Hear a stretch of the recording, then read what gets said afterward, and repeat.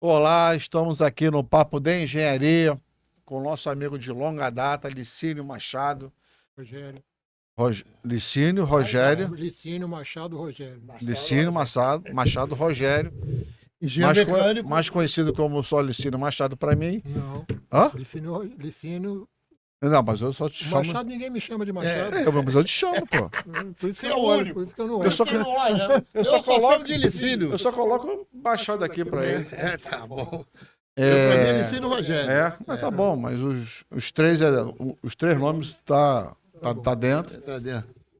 Conselheiro do CREA do Rio de Janeiro, engenheiro mecânico e Presidente da FANRI, da Federação, da FANRI. Federação E dos ele vai- Moradores do Estado do Rio de Janeiro. Ele vai nos contar Do município. do No município do município. Rio de Janeiro, desculpa. Ele vai nos contar um pouquinho Ele- dessa trajetória dele. Mas, Licínio, muito obrigado pela presença. E, antes de iniciar, Marco Antônio vai agradecer rapidamente e vai falar quem são os nossos patrocinadores. Cara, eu queria iniciar, como sempre eu faço, e sempre a gente tem aqui uma expressão política, tanto da engenharia quanto da expressão política pública. O Licínio é dessa trajetória. Tem uma trajetória na engenharia e tem uma trajetória muito forte na política pública. Ele vai poder aqui contar essa trajetória dele que ele tem na política pública.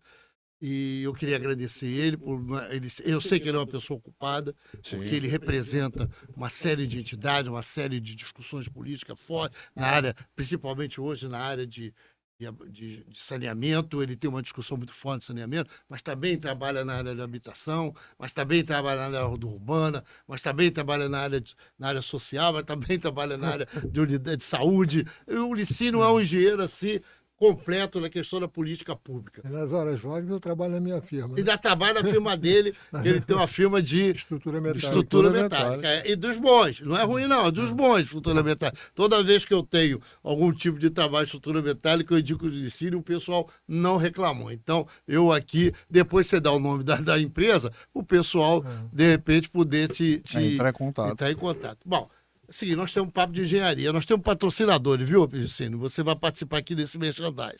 O Abraip é do Jorge Omar, Associação Brasileira de Entidades, de empresa que faz a parte de inspeção de gás comercial e residencial. O Jorge tem lá as empresas lá, quem quiser fazer gosto muito dele. quem quiser fazer inspeção predial de gás, os síndicos e tal, os prédios, liga lá para a Abraip e fala com o Jorge Omar, ou quem atender lá, que eles vão indicar uma empresa. Nós temos também, deixa eu passar um pouquinho, que eu pedi para ser 10 segundos, era 4 segundos só, passou para 10 e a gente tem que ficar esperando trocar. É um papo de engenharia, essa ideia foi do Barata da minha. Tem de novo a Abraip, tem que esperar 10 segundos para poder falar do meu amigo Paulo Dias. Paulo Dias é do Instituto Brasileiro de Engenharia de Custo. Paulo Dias ajuda a gente aqui. Quem quiser fazer curso lá do Instituto Brasileiro de Engenharia de Custo, liga para lá, tá ali os endereços, tem o endereço ali, fala com o Bruno e pede uma bolsa lá, que tem bolsa lá. Se disser que escuta e vê o papo de engenharia. E afinal, o patrocinador final, e o melhor deles todos, é a Contec Engenharia, que é do meu amigo Luiz Barata, que é o que faz a parte de consultoria de elevadores e uma série de consultoria na área de engenharia. Licínio, Então é isso. aproveita e fala um pouco da sua empresa aqui. Qual é o nome da sua empresa? Alta Estrutura de Ferro. Tá. Dá um e-mail, telefone. A gente trabalha com estrutura metálica, com reforço de parede, construção de um galpão. Atualmente o mercado está muito na questão de reformas, que o cara quer tirar uma parede, coloca uma viga, e a gente faz isso aí, corta às vezes em cobertura. A estrutura metálica, você está estrutura metálica? Eu pensei que você era só de galpões. Não, o cara quer botar uma piscina na cobertura. E aí quer reforçar. Aí Você reforça. Tem que reforçar. Estamos fazendo isso. E agora, por exemplo, outra coisa, eu estou instalando uma base para uma árvore de Natal lá no Parque Shopping. Ah, é? Que eles têm que fixá-la no chão. Sim. Então tem que E construir uma deve base. ser aquelas altíssimas. Essa é pequenininha, de 25 metros. Mas do Bar Shop também é alta dessa. Bar Shop tem O quase Parque 40. Shopping é do grupo Multiplan também. Multiplan. Faz Você sabe que eu tenho, como eu falei agora, eu tenho várias vezes eu ligo para o Licínio, ela fala assim, alguém vai ligar pra você e a coisa ter resolvido, porque ninguém volta reclamando. Ninguém ligou Então, para reclamar, né? Ninguém ligou para reclamar, é por sinal que é boa. Mas diga, Licínio, muito obrigado pela presença. Isso eu esqueci de agradecer o Licínio. Esqueci de agradecer, porque hoje, agora, o Licínio estava numa atividade política. Não, tem uma audiência quanto à privatização da SEDAI que está acontecendo aqui na E eu Leste, queria, que é aqui do antes de lado. passar, desculpa, eu participei ontem numa conversa falando com o engenheiro Renato Espírito Santo. Eu fui num podcast dele, que é o podcast dele, Pop Sanear, o podcast Sanear. E que ele está fazendo um podcast na área do pessoal da área de saneamento. E vai ter o Sanear Rio, que é um evento que está sendo feito pela ABS Rio. Vai ser dia 29 de outubro, no teatro ali onde era a Manchete, TV Manchete, Adolfo Bloch, ali na Praia do Flamengo, né? Vai ter ali, dia 29 de outubro, vai ter o Sanear Rio, vai ter uma discussão sobre saneamento muito grande. O Licínio deve ser convidado, esse pessoal todo da área de saneamento deve ser convidado. Tá bom. É isso. Eu estou fazendo aqui. Além disso, eu estou presidente do Comitê de Monitoramento do Bloco 1, das empresas de saneamento. Né? Bom, ele vai contar, fala com ele. Licínio, muito obrigado pela presença, você da sua correria hoje. Mas para começar aqui, fala um pouquinho por que o Licínio optou por ser engenheiro lá no passado. Ih, rapaz. Faz tempo, eu sei. Faz tempo, mas veio desde criança. Mas você lembra, né? Não, eu lembro o seguinte. Teu pai era engenheiro, tua mãe engenheiro, você é engenheiro. Não. Meu pai, na época, trabalhava numa empresa, por acaso, de gás. Ele foi um dos iniciantes era diretor da Ultragás. Ultragás. Existe ainda Ultragás? Existe. Existe. Um grande comemorado, mas ele trabalhava direto com o Ernesto Igel, que era o fundador disso. E antes disso ele trabalhou um tempo também no IAPTEC. E depois, mais tarde, ele ainda trabalhou também no INSS. E eu dizia que eu queria ser engenheiro de construir automóvel. E vida que segue, nunca pensei em não fazer engenharia. Aí formei em engenharia e vida para cá, vida para lá. Estava começando, eu trabalhava na PUC, onde eu me formei, num computador que era um negócio espetacular. Pra você ter ideia, ele tinha 128K de memória. E era assim, um supra-sumo da modernidade. E era potência na época. Porque você se forma na PUC? Que ano que você formou? 68. 68. Você vai para a PUC por quê? Era um vestibular mais perto? Você morava era mais bem falado. Eu morava na Zona Sul, a PUC era bem falada, meu pai tinha condições de bancar. Então, aí você foi para a PUC. Aí eu fui para a PUC. Porque é uma grande escola de engenharia. E aí, vamos lá. Aí quando eu saí, eu fiquei meio assim, aí eu acabei indo trabalhar na antiga Boros. Que virou Unisys. Na área de programação, que no final do curso eu estava trabalhando muito em programação. Aí naquela época tinha coisa de programação Fortran, COBOL. COBOL. Aí foi para lá, vai para cá, aí de repente surge a oportunidade de trabalhar como vendedor de equipamento de terraplanagem, engenheiro de vendas. Aí eu passei um tempo nessa questão, vendendo guindaste, trator, um monte de coisa. Aí, vida que segue, a gente sempre quer abrir um negócio, e eu consegui uma representação junto com um amigo de cercas de arame de São Paulo. Arame telas de arame, e a gente montou uma firma e começou a instalar material que vinha de São Paulo, cerca, quadra de esporte. E por causa do bitolamento paulista, que paulista pode ser eficiente em alguma coisa, mas a gente não conseguia atender excesso de demanda do cliente, porque o paulista dizia que queria fazer assim, só podia fazer assim. E no Rio de Janeiro é outro país, né?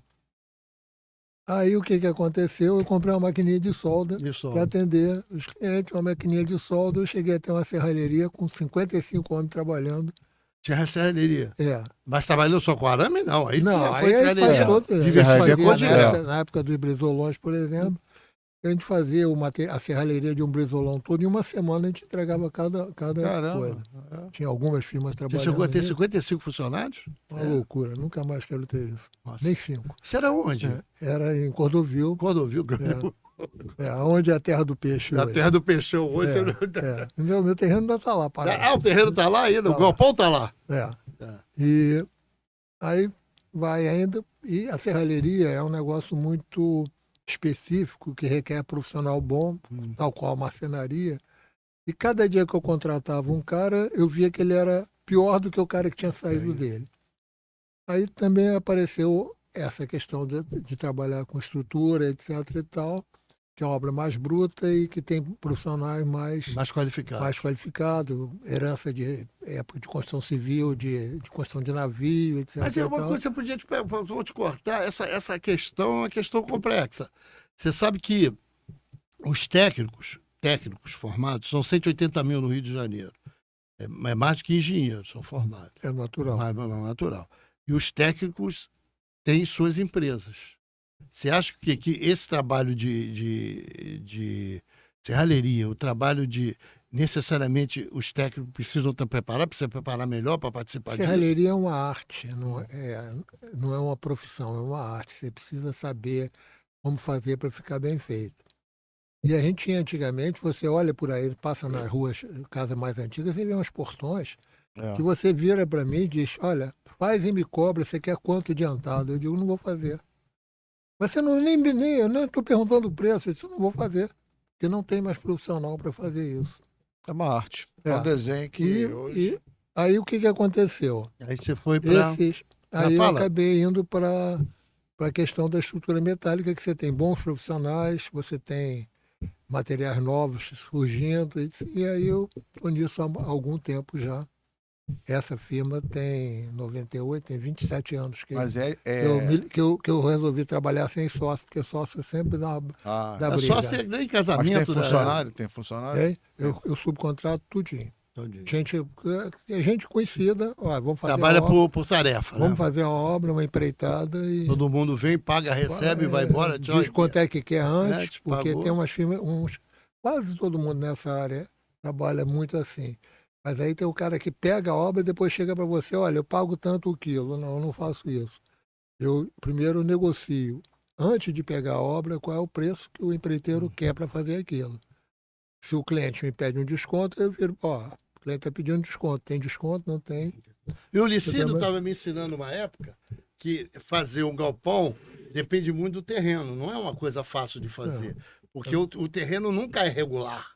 Né? O quadrado, o retângulo, nunca é. O terreno que se apresenta é o terreno que vai receber o galpão. E aí você se vira. Como é que é isso, Licínio? Você tem que ter um projeto, que eu não faço projeto, apesar de um projeto de fundação, projeto arquitetônico.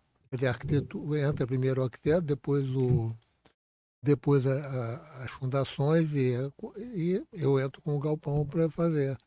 Na mesma coisa, está reformando uma casa, tem um projeto. Você me falou que, inclusive, às vezes, você tem que alterar na obra, porque o encaixe do terreno, às porque vezes, uma não coisa encaixa. é a planta que tem, e quando você vai medir, não tem.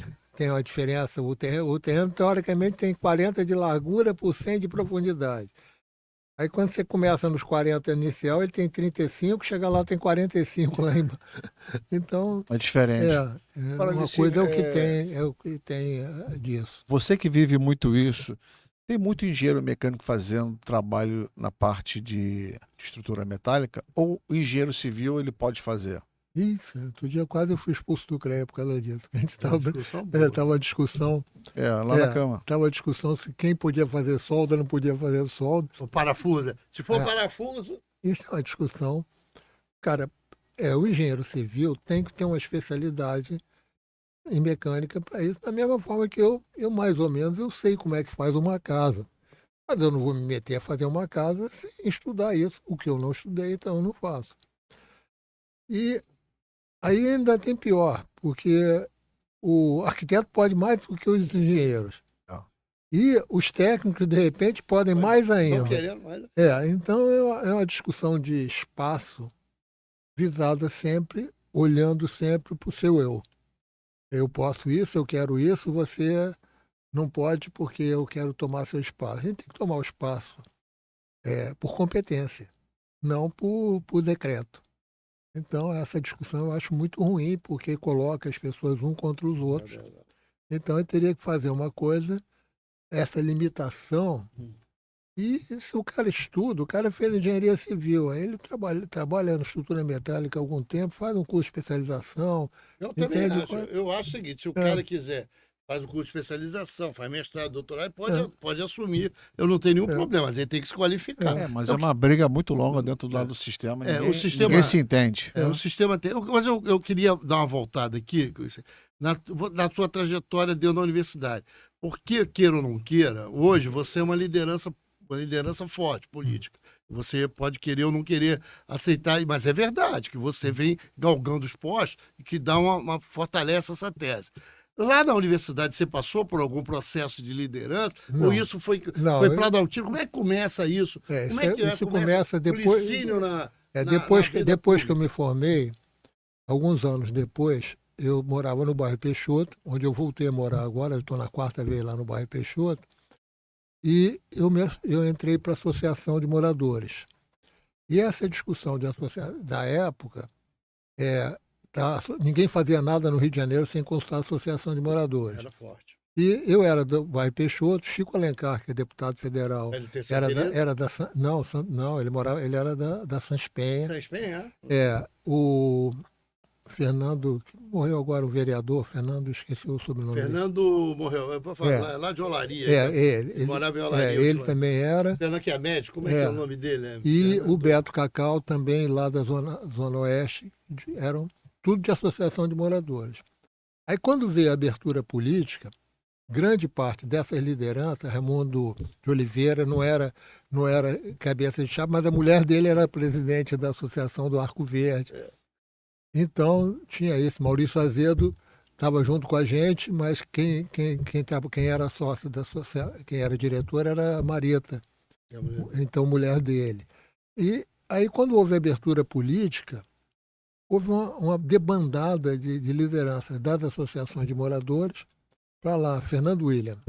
Lembrou o nome dele. Fernando William. E eu não fui porque eu gosto de dizer as coisas, né? Um dia eu fiquei amigo de um cara que foi presidente de um órgão ligado à Secretaria de Transporte. Eu mandei um vídeo desse que eu estou em algum lugar esculhambando com alguém porque está fazendo coisa errada, não é por mania de dizer. Aí ele me respondeu, é por isso que quando eu entrei na secretaria ninguém gostava de você. Mas sempre me receberam com um sorriso nos lábios, porque eu sabia que eu estava dizendo coisas assim. Mas essa liderança, a partir da... Aí eu virei diretor da associação, virei presidente, aí a gente vai rodando. Mas depois, numa época, eu me meti com o pessoal do Clube de Engenharia, que eu entrei no Clube de Engenharia não por causa da engenharia, mas sim por causa da Associação de Moradores, no Fórum de Mobilidade Urbana. Que em 2011 foi formado. Faz 15 anos. Nós vamos fazer 14 anos agora em dezembro. E aí isso me abriu outros caminhos. Nesse meio de caminho, eu também virei presidente da FANRIO. E então começa. Aí aquela história. Eu tenho esse monte de participação, não é porque. Não, mas não tem ninguém, pô. O Licínio não pode. Aí eu virei presidente da FANRIO. Aí, presidente da FANRIO, entrei para o Comitê Guandu, Comitê da Baía de Guanabara. Aí veio essa história da privatização, a gente participou das audiências, etc. e tal. Aí eu fui obrigado a virar 3 ou 4. Mas, né? Mas engraçado disso, o que é interessante, engraçado é o cacete. Interessante é que você se torna... Engraçado, isso é divertido. E você se torna, a partir de uma não interesse seu, quer dizer, você não se joga nisso, você vai militando ali e aqui, e nessa militância, dessa discussão, você vai agregando a isso uma liderança. Porque a gente acaba sabendo, eu costumo dizer que eu não estou aqui para agradar ninguém, dou minhas ideias, e a gente vai, com isso, tendo reconhecimento do trabalho. Porque se eu falasse um monte de besteira, não iam me chamar para os Claro, lugares, não iam exatamente. chamar. Porque, inclusive, estou olhando para o relógio que eu tenho que falar lá na LERJ às 4h e pouco lá. Mas me diga, bom, aí você fica com essa coisa, você vira presidente da associação, da FANRIO, né? E aí você Federação. da federação, A mas Federação das Associações de Moradores do município do Rio de Janeiro. Você tem uma discussão sobre a questão do saneamento, que eu queria que você falasse. Por que essa discussão do saneamento? Quando você foi literalmente contrário à privatização da SEDAI. Lógico, porque você tem uma empresa lucrativa. Você vai vender por quê? Porque eu fui vendido, pagou-se um dinheirão de outorga, que eu sempre fui contra, desde as audiências públicas eram um vexame. Foi na época da pandemia. Teve uma audiência que eu consegui, começou às 6 horas da tarde, eu consegui falar 1h da manhã. E é assim, porque os técnicos do BNDE, eu não me engano quando eu falo BNDE, porque eu acho que o banco... Parte social não encaixou nunca. Não, já sumiu do coisa. Eles fazem. Hoje mesmo eu tinha uma reunião na Associação Comercial, estamos falando dos projetos de mobilidade que o BNDE está fazendo. Ninguém sabe. E estão com dinheiro nosso fazendo, e tem que incluir no plano nacional as coisas, e botaram, por exemplo, está incluído nesse plano o absurdo do VLT Botafogo Gávea, que é uma coisa horrorosa. Você acha que seria pela... Ele tem que ser metrô. Não, ali era metrô, mas tá vendo? Ele tem que ser metrô, não tem jeito.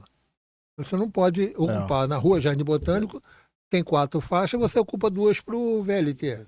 Não tem condição. Não, na São Clemente nem tem como... Na São Clemente, o projeto que o Jorge Arraes, que era na época da CCPAR, ele hoje está na Conlurb, apresentou para a gente, era transformar a voluntários em rua de pedestre, passando só o VLT e carro. É um carro. Aí, aproveitando que está gravando, o mal que o Eduardo Paes faz ao transporte do Rio de Janeiro, nós vamos levar muitos anos para fazer isso. Ele gastou 2 bilhões de reais para fazer uma linha de ônibus para ligar a estação de trem de Deodoro com o centro da cidade, onde ali ela estava pronta. É a Transbrasil. Está aí todo mundo engarrafado reclamando da Avenida Brasil. Ele agora, sendo prefeito da cidade, está falando em bilhete único metropolitano. Ele está em franca campanha. E ele detesta trilho, não sei por quê. Eu quero ver quando ele virar governador. Se ele virar governador, como é que ele vai administrar a Supervia e o metrô? Você tem uma discussão boa nessa questão do transporte. A Supervia também não deu certo. Não deu certo. A privatização da Supervia também. O mundo inteiro, certas privatizações não funcionam. Você vê, a Alemanha está com o sistema todo lá privatizado. Os trens da Alemanha estão sendo proibidos de entrar na Suíça porque eles não conseguem cumprir horário. O alemão não está conseguindo cumprir horário e a Suíça está reclamando que eles chegam fora de hora e bagunçam o sistema.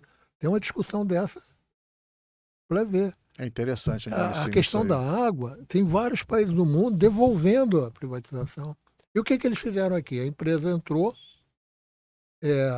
Na Supervia devolveram. Está devolvendo. Está devolvendo, está do Estado agora de novo. Parece que dia 30 vai ter uma licitação, eu soube hoje, mas nós estamos pedindo audiência com a doutora Priscila Sacavém, que é a atual secretária de Transporte, e a gente, desde que ela entrou lá, o Fórum de Mobilidade Urbana vem pedindo essa audiência e ela responde para a secretária e diz, não vou falar com o Licínio, mas não marca. Então, hoje, se fosse ontem, eu ia até dar parabéns, que ontem foi aniversário da secretária, a gente podia Licínio, eu vejo você discutindo sobre essa questão do transporte muito longe, muito.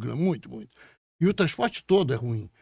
A Supervia é ruim, as barcas são ruins, não sei, como é que faz isso? Qual é a discussão? É gente incompetente nesse negócio todo? Gente incompetente, mais do que gente incompetente, não há vontade política de ter um bom. A primeira coisa que você faz num transporte, região metropolitana do Rio de Janeiro. Região metropolitana do Rio de Janeiro tem que ter uma autoridade pública de transporte. Não, o prefeito daqui resolveu fazer alguma coisa. Aí você tem um transporte da Praça 15 até a Ilha do Governador, que é estadual. Você tem um metrô da Pavuna, que é o final do município do Rio, até a Barra, que é estadual, dentro do município do Rio. Absurdo isso. Tem que investir seriamente, e transporte não é meio de ganhar dinheiro. Você tem que fazer, porque quando a prefeitura precisa tampar um buraco na rua, ela não tem uma firma para tampar dela para ir, ela contrata alguém. Então, no transporte é a mesma coisa, se você contrata gente para operar os trens, contrata empresa de ônibus para operar ônibus e faz a gestão metropolitana do sistema, integrando tudo. Agora começou a brincadeira do Jaé, que é a caixa preta do Paz, porque ele não gostava da caixa preta do Rio Card, mas se você lembrar, o Rio Card foi criado em 2010 como é que chama? Na licitação dos ônibus de 2010, que foi apenas para manter as aparências das companhias que está, e uma das obrigações era criar um Rio Card. É que não é chamava criaram bilhete. setores de... E aí, por falta de gestão, o Rio Card tomou conta, teve alguns problemas aí. Em vez de chegar no Rio Card, olha, tem que abrir isso aqui, botar os dados em cima da mesa. Não, vamos criar um Rio Card para a gente, e criou o Jaé, que está essa confusão que tem aí. Continua com um problema. Mas né? agora o Paz tem um Rio Card para chamar de seu. Mas ele está assumindo, porque o BRT, por exemplo, ele é administração direta. Os BRT são E você não consegue saber quanto custa operar. O Licínio, essa gestão lá de Maricá que libera, né, a Tarifa população zero. tarifa zero, funcionaria também aqui no Rio de Janeiro? É lógico. Você quer ver uma coisa? Ah, Você tem uma tarifa zero que quase todo mundo usa. Eu usei aqui hoje, inclusive nesse prédio, e é uma tarifa zero. Como é que você sobe e desce aqui? Elevador. Ah, mas o condomínio é que paga. O condomínio é uma entidade fantasma? Não. O condomínio é pago pelos seus habitantes, mas eu não trabalho aqui nesse prédio, não preciso pagar. Por que o condomínio da cidade não paga os transportes horizontais? E a conta não é grande, não. Se você pegar metade da população mais rica, que é na faixa de 4.000, quem ganha acima de 4.500 está na metade mais rica, se cada um desses que ganha mais de 4.500 pagar R$ 172 por mês, não é um dinheiro, é um cafezinho por dia quase, você pagaria todo o sistema os 14 bilhões de transporte da região metropolitana. E você teria coisa. O prédio, por exemplo, ele paga. O prédio não funcionaria se não tivesse transporte público. Ah, mas eu tenho carro, eu não preciso de carro. Mas você não sai de casa, o cara que tem um pouco mais de dinheiro, tem uma empregada, tem um porteiro no prédio para abrir o prédio, para manobrar o carro. Chega aqui, tem o cara que já limpou o prédio antes dele chegar. Então, todo mundo depende do transporte. sim. E digo mais, num caso extremo, eu tenho carro. Não dependo de ninguém. Aí eu sofro um acidente na rua, eu não vou ser atendido porque os caras da ambulância não vão chegar. Se eu conseguir chegar no hospital, os caras que trabalham no hospital não vão estar lá porque não tinham transporte. Então, todo mundo precisa de transporte. Se todo mundo precisa de transporte, você tem. Artigo 6º da Constituição. Direitos. Saúde, educação e transporte.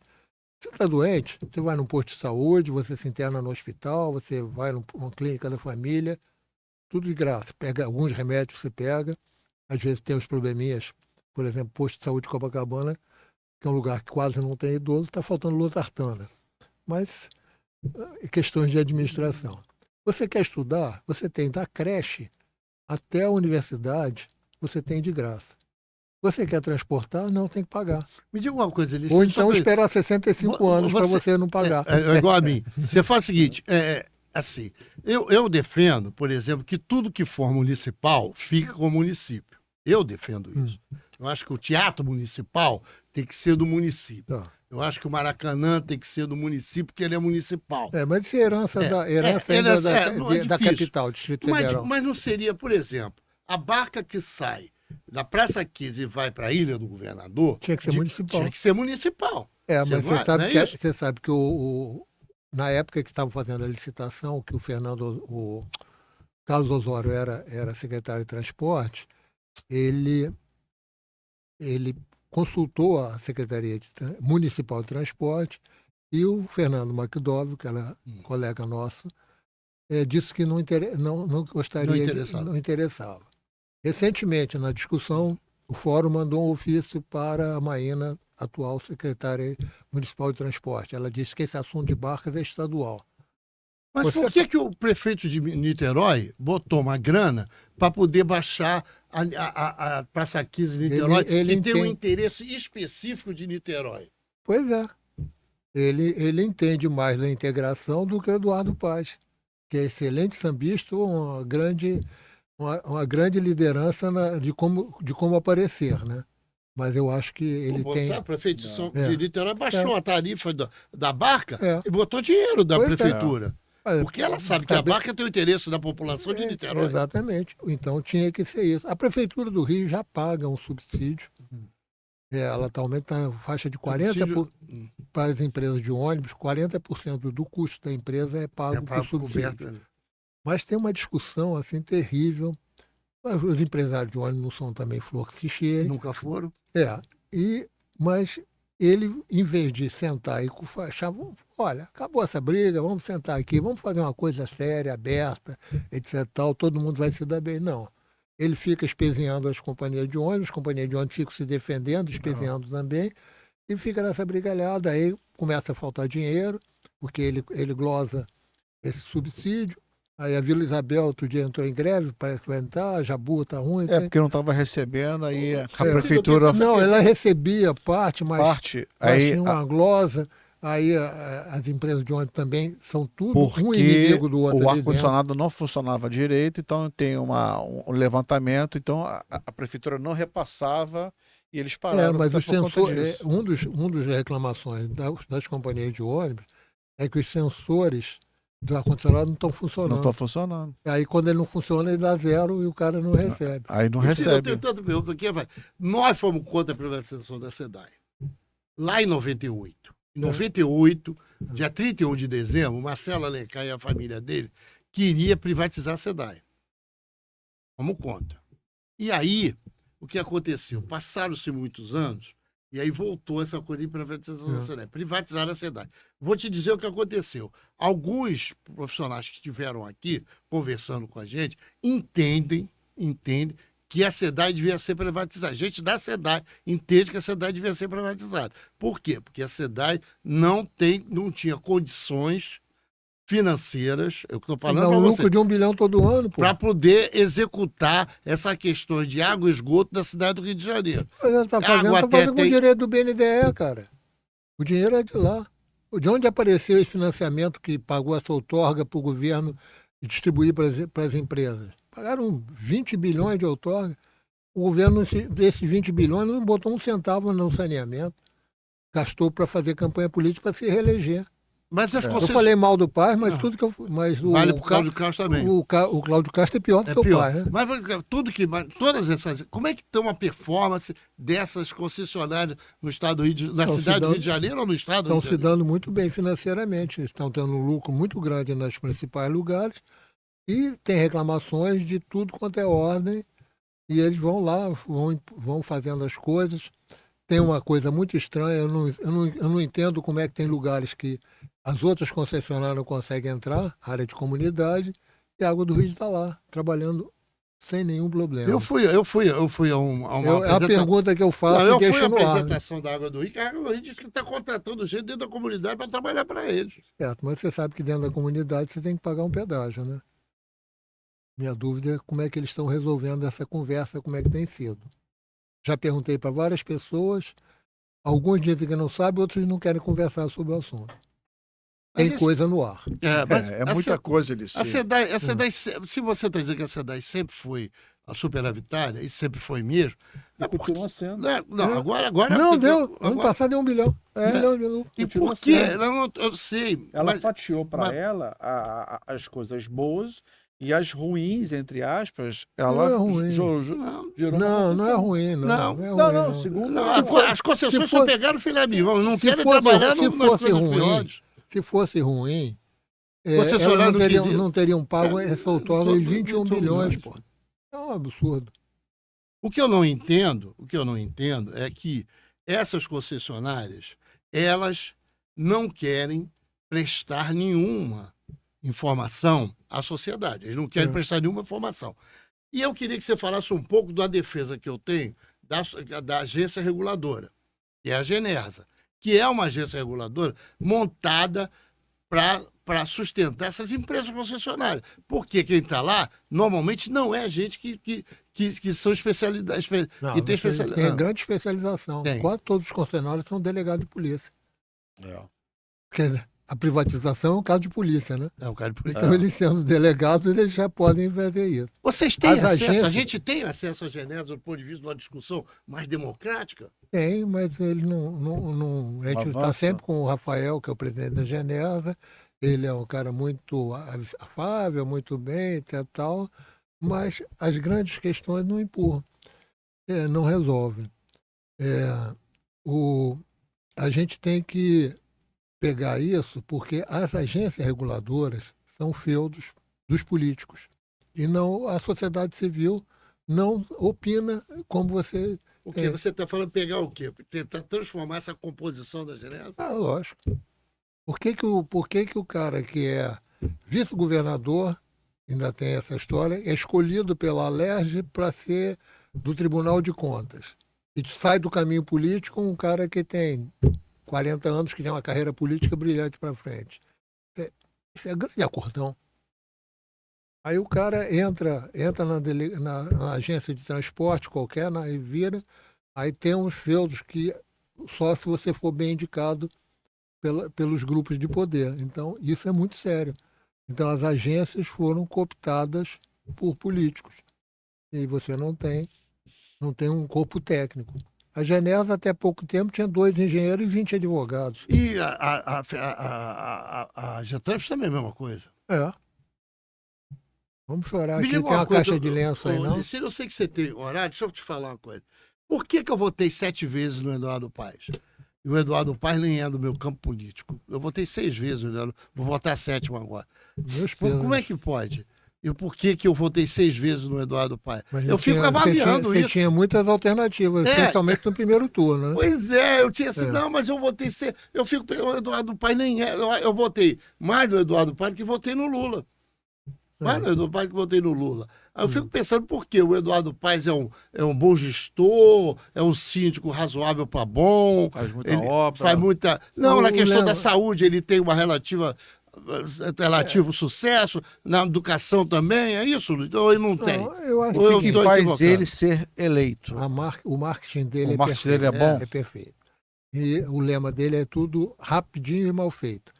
Mas ele vai funcionando porque os outros nem rapidinho nem mal feito fazem. Mas o campo da esquerda no Rio de Janeiro existe. É fraco.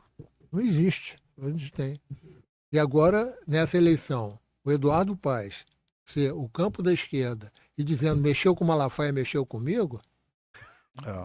Eu acho que ele tem uma. Ele falou, teve um outro que ele falou do Não, Ratinho ele- Júnior. Se o Ratinho Júnior fosse presidente da ele já República. fez isso, fica lá, igual o Quaquá também. O Quaquá também é uma liderança. Abraça com o Pazuello.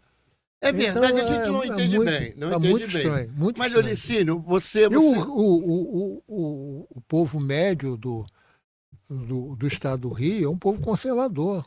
A cidade do Rio já tem uma parte conservadora, mas quando a gente vai para o interior, é assustadoramente Sabe o conservador. que o Tim Maia dizia? Que pobre vota na direita, cara. É possível isso?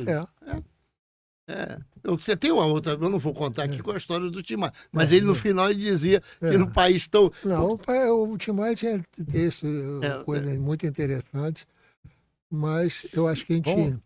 Você que está na correria agora, vamos tentar ver o seguinte. Porque eu fiquei de voltar lá, porque eu ainda não falei lá na audiência. Para falar. Você tá se colocando como líder de vários segmentos. Qual é o teu objetivo? Atender que a população seja bem atendida. Mas tem Eu não algum- sou candidato, eu nunca fui candidato a cargo Mas não político queria nenhum. ser? Não tem Não. vontade de ser? Não, porque eu tenho mania de falar a verdade, então não gosto de fazer certos Mas acordos. se você não vai, o TJ Joia vai, Luiz. Eu sei. Se você não TH vai, Joias. o outro cara, Eu eu, sei, ia mas- falar, o Bacelar vai. Luiz. Eu Porque sei, na mas eleição, tem gente que tem estômago para certas coisas. Uma vez me falaram num político super conhecido aqui, atualmente é deputado estadual. Não, ele é um cara sério. Ele, quando faz um acordo, ele cumpre. Ele tem suas posições, de vez em quando ele é contra, mas quando ele faz um acordo, ele cumpre. E certos acordos políticos eu não gosto de fazer. Então eu prefiro ficar Mas à você não acha vontade. que afastar os engenheiros da discussão política? Nós temos agora o Borel. O Borel não, aqui lá o vereador Borel, né? Borel? É vereador que foi eleito porque o cara matou o filho dele, a mulher.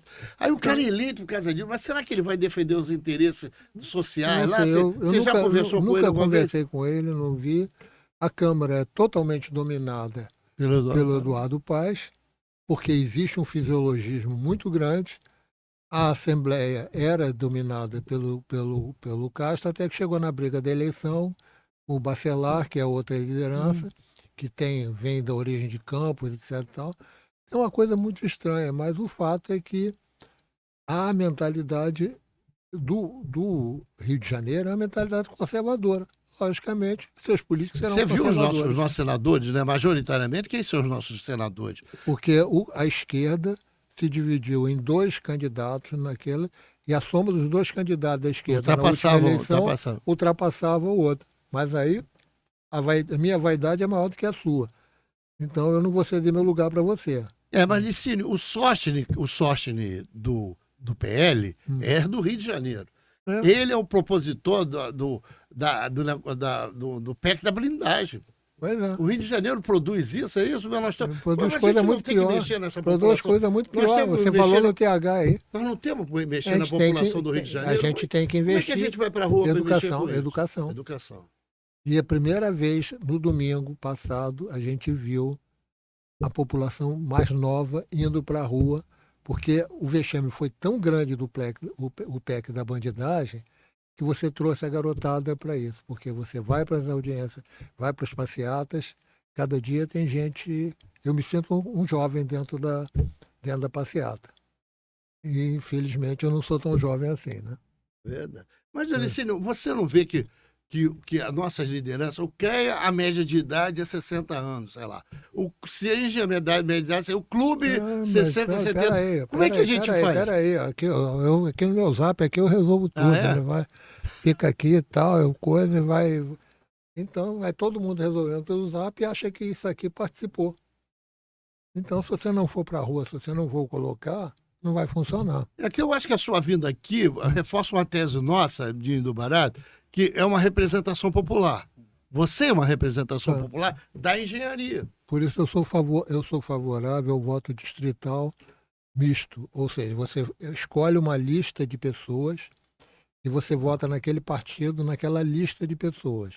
Se o partido fizer tantos votos, daquelas pessoas escolhidas poderiam e seriam eleitos para qualquer tipo de cargo.